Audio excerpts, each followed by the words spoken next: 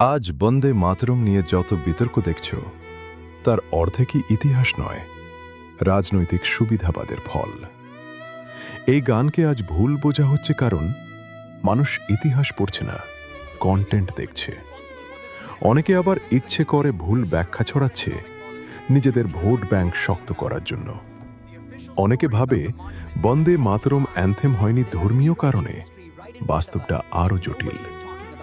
তখনকার রাজনৈতিক পরিবেশ, কূটনীতি, সব গোষ্ঠীকে এক রাখতে চাওয়ার চাপ, এই কারণে জন গণ মন অ্যান্থেম আর বন্দে মাতরম ন্যাশনাল সং হয়।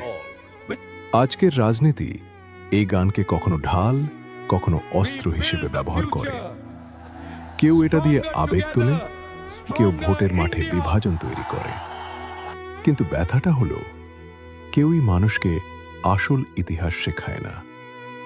ব্রিটিশ আর্কাইভাল রেকর্ডসে লেখা আছে, বন্দে মাতরম একটি রিবেলিয়াস ক্রাই, যা যুব সমাজকে সবচেয়ে দ্রুত উস্কে দিত। কিছু জায়গায় এই শব্দ উচ্চারণ করলেই ব্রুটাল পানিশমেন্ট দেওয়া হতো।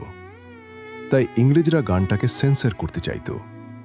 যে গান একদিন ব্রিটিশদের ঘুম কাড়ত, আর সেটাকেই কিছু লোক নিজের রাজনীতির জন্য ইচ্ছা করে ভুল ব্যাখ্যা দিচ্ছে। বঙ্কিমচন্দ্রের লেখা কখনো বিভাজন নয়, এটা মাতৃভূমির প্রতি শ্রদ্ধা আর স্বাধীনতার শক্তি। সত্যটা জানো, শেয়ার করো, যেন সবাই ভুয়ো বিতর্ক নয়, আসল ইতিহাস দেখে।